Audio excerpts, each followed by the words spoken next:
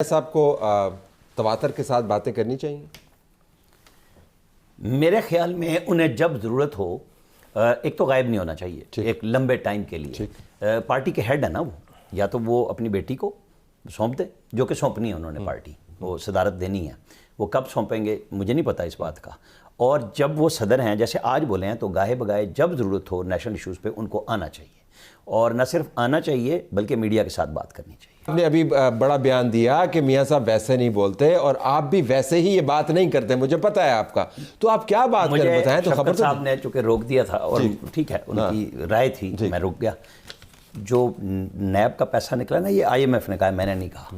P D M کے دور میں نیب نے نکالا ہے اور پی ٹی آئی کے دور کا نکالا ہے. جتنی رقم بتائی ہے، اگر یہ آئی ایم ایف کی رپورٹ درست ہے تو یہ بات بھی درست ہے. اگر وہ غلط ہے کہ جناب یہاں پہ شکنجہ بنا ہوا ہے، میں تو چاہتا ہوں کہ آئی ایم ایف اگلی شرط یہ رکھے کہ ایلیٹ کیپچر ہے یا کچھ ہے، شہباز شریف سب سے پہلے اس کو توڑیں اور اگلی قسط تب ملے گی جو ہم نے نشاندہی کی ہے یہ ٹھیک کریں گے. یہ صرف بیان نہ دے.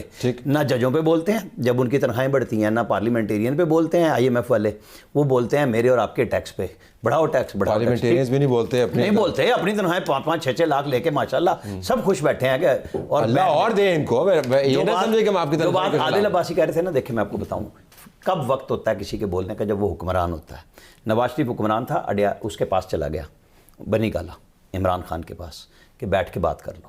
وہ وقت تھا عمران خان کو سمجھ آنی چاہیے تھی. انہوں نے کہا نہیں میں تو ہوا کے گھوڑے پہ، میں نے وزیر اعظم بننا ہے. نہیں عمران خان نے ان سے بڑا کام کرا، انہوں نے سڑک بنوائی تھی بنی گالا کی.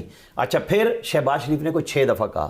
یہ جو ہارے ہیں اپنی وائف کا الیکشن، عمر ایوب، منہ توڑ جواب دیا کہ تم چور ہو، کرپٹ ہو، وہیں پارلیمنٹ میں کھڑے ہو کے کہ راستہ کس کے ساتھ کب نکلتا ہے. آپ بات کرنے کے لیے جب نکالتے ہیں، میرے بھائی کے ساتھ بڑا ظلم ہوا، انہوں نے بتایا ہے. انہی کے ساتھ پڑوس میں لیاقت بھٹی ہیں. ان سے زیادہ ظلم ان کے پی ٹی آئی کے دور میں ان کے اور ان کی فیملی، ان کی بہو اور بچوں کی تصویریں لگا کے ساتھ ہوا. میں سرگودا کی ہی مثال دوں گا، اس کے بعد نہیں جاؤں گا. میرے بھائی ہری پور بیٹھے تھے، سرگودا کے الیکشن میں نہیں تھے. چلیں وہاں ان کی پارٹی نہیں تھی، لاہور والے میں کیوں نہیں بیٹھے؟ یہ ساری پنجاب کی قیادت وہاں کیوں جاتی ہے؟ مجھے صرف اس سوال کا جواب چاہیے. جو ان کا 7% ہوگا ووٹ نون کا، جو 93% ان کا ووٹ ہے، وہ جوک در جوک میاں اظہر والے حلقے میں مجھے اور آپ کو لائنوں میں نظر کیوں نہیں آیا کہ پولیس نے مار بگایا ووٹر کو؟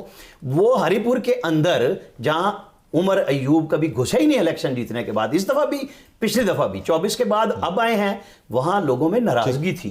یہ گراؤنڈ کی رپورٹ ہے، میں آپ کو بتا رہا ہوں. یہ بے شک جتنے مرضی کریں، میں اس لیے یہ بات کرتا ہوں کہ ہم گراؤنڈ پہ چیک کر کے بات کریں. شفقت صاحب اگر میں آپ سے پوچھ پاؤں کہ یہ جو الزام در الزام اور درہ در درہ جو رسید کرنے کی پالیسی ہے، یہ کسی طور آپ کو لگتا ہے کہ آپ کو کوئی انٹرسٹ سرو کر رہی ہے پارٹی کا؟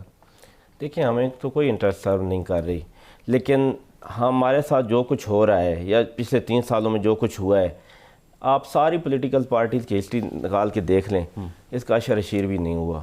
بڑی ٹاپ لیڈرشپ کے ساتھ ظلم ہوئے ہیں کچھ دور میں، پیپلز پارٹی کے کچھ ورکر کے ساتھ ہوئے ہیں تھوڑے بہت، لیکن ہمارے ساتھ ہمارے ایک ورکر سے لے کر ایم این اے کے ساتھ جو کچھ ہم بھگت رہے ہیں، یہ لوگ امیجن بھی نہیں کر سکتے، کوئی تصور بھی نہیں کر سکتا. ساری باتیں میں یہاں پہ بتاؤں گا، آپ چلائیں گے نہیں. میں بالکل شورٹی سے آپ کو کہتا ہوں، میں آپ کو ساری باتیں بتاؤں گا تو آپ مانیں گے نہیں. آپ بتائیں اور پھر میری سنیں. یہ بھی میں آپ کو بتا دوں. آپ بتائیں پھر میری سنیں. ماننا ہی نہیں ہے کہ کیا کیا ہوتا رہا. اچھا پھر ایک وعدے کے ساتھ کہ میں ساری آپ کی صحیح مانوں گا اور آپ ساری وہ میری چلائیں گے حقیقتیں جو ہمارے ساتھ ہوئی ہیں. آپ مانیں گے، پھر اس کی ذمہ داری بھی قبول کریں گے. میں کہہ رہا ہوں کہ میں مانوں گا، لیکن وہ حقیقتیں آپ چلائیں گے. جو آج کل ہو رہا ہے، حقیقتیں آپ چلائیں گے. جو آج کل ہو رہا ہے اس کا آپ تصور بھی نہیں کر سکتے صاحب جو کچھ ہمارے ساتھ. اچھا چلے ٹھیک ہے، آپ چونکہ میں اینکر ہوں تو میں زیادہ بحث میں نہیں پڑھوں. آپ کریں، میں آپ کو بتاؤں گا، آپ نہیں چلائیں گے. اچھا چلے ٹھیک ہے، لیکن آپ مانیں گے بھی نہیں جو ہم آپ کو بتائیں گے. لیکن نا یہ جو وکٹم ہوڈ ہے نا، یہ اصل میں اپنی ذمہ داری سے فرار ہیں. اللہ تعالیٰ نے کرم سے ہمارے سامنے ریکارڈ سامنے ہے. 13 سال کے پی، 13واں سال اب مسلم لیگ نون کا، بیچ میں بریک آئی ان کی 4 سال کی تباہی کی، اور 17 سال پیپلز پارٹی کے. تینوں صوبوں میں آپ جا کر خود دیکھ لیں، 85 سے آپ خود دیکھ لیں. جی 85 سے نہیں میں کہتا ہوں ابھی پرانا نہ جائیں، آج کا ٹیسٹ کر لینا. 13واں سال آپ کا جا رہا ہے. ہمارا جی ڈی پی تھا 6 پہ. آپ بار بار ماضی میں جاتے ہیں. میں آپ کے نمبر حال میں چلا جاتا ہوں، آپ کے نمبرز کو کوشچن نہیں کروں گا. خان صاحب میری 6 پہ چھوڑ کے آپ کو 2.5 ہے. میری ناظرین سے گزارش ہے کہ آپ سڑک سے جائیں. جب آپ پنجاب سے خیبر پختونخوا میں داخل ہوں گے، آپ کی کمر بتائے گی کہ میرا صوبہ بدل گیا. اتنا برا حال ہے. تعلیم، صحت، امن و امان. لیکن یہ اور سب سے بڑی جو دہشت گردی کے ساتھی ہیں اس میں ان کی سمپتی ہے کہ آج تک انہوں نے اپنے صوبے کے ان کے 12 ضلع اس وقت ان کے کنٹرول میں نہیں ہیں، لیکن یہ کہتے ہیں جی ہم تو آپ کے کنٹرول میں ہونے ہیں، کس کے کنٹرول میں ہونے ہیں؟ آپ کے کنٹرول میں ہونے ہیں، یہ وفاق کا کام ہے یا ہمارا ہے؟ نہیں، یہ تو اب آپ ڈالتے ہیں کیا کریں خدا کے لیے اپنی ذمہ داری قبول کریں۔ میرے 4.5 کروڑ ہمارے 3.5 سال میں ایک ڈراؤن نہیں ہوا، 4.5 کروڑ کوئی دہشت گردی نہیں ہوئی ہمارے 3.5 سال میں، اس لیے کہ ہم جنگ لڑ کے گئے ہیں سر۔ آپ جنگ لڑ کے ضرب عضب کس نے لڑی ہے؟ آپ نے کیا کر رہے ہیں؟ میں صرف ایک بات طلعت صاحب چھوٹی سی کرنی ہے، جس دن پارلیمان میں اس وقت میرے بھائی نہیں تھے، دہشت گردی کے خلاف لڑنے کے قوانین پہلی دفعہ آئے 2014 میں، تحریک انصاف نے ایبسٹین کیا تھا، وہ اس کا حصہ ہی نہیں بننا چاہتے تھے۔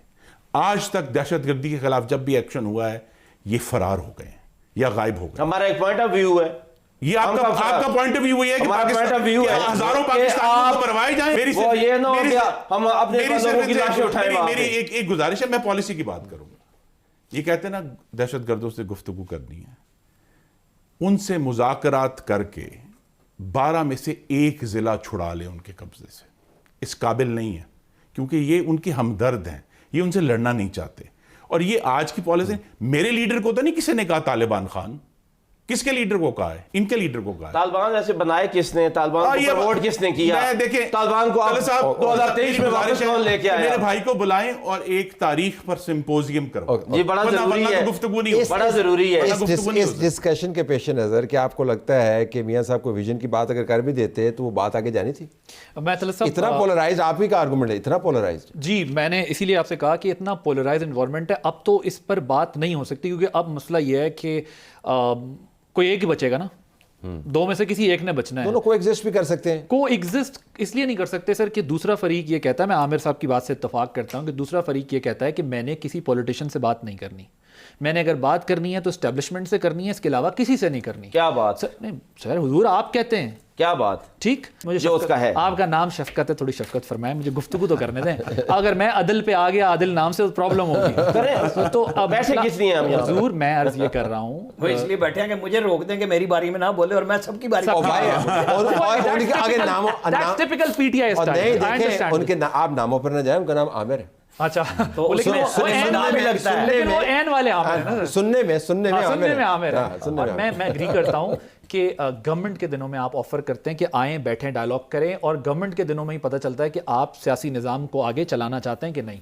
لیکن دوسرے فریق کا یہ خیال ہے، یعنی عمران خان کا یہ خیال ہے کہ جی میں اسٹیبلشمنٹ سے بات کروں گا، میں سیاستدانوں سے بات نہیں کروں گا، تو اس لیے بھی بات نہیں ہو سکتی۔ پہلی بات تو یہ ہے۔ دوسری بات یہ ہے کہ میاں صاحب کا بھی یہ خیال ہے کہ ہم اس میں اگر ان کو سیٹل کر گئے تو سیٹل کر گئے، ورنہ ہمارے لیے ٹربل ہوگی، کیونکہ ہم نے بہت مشکل حالات میں اکانومی کی بات کرتے ہیں۔ میں بالکل آنیسٹ اوپینین دوں گا کہ دیکھیں جب آپ 6.5 کی گروتھ، 5.5 کی گروتھ کی بات کرتے ہیں، میں کوئی اکانومی کا ایکسپرٹ نہیں ہوں، اکانومسٹ نہیں ہوں، لیکن یہ ہمیں سب کو پتا ہے کہ بوم اینڈ بسٹ کا ایک سائیکل ہوتا ہے۔ یہ 6.5 ہماری اوریجنل گروتھ نہیں ہوتی، ہمیں ریالٹی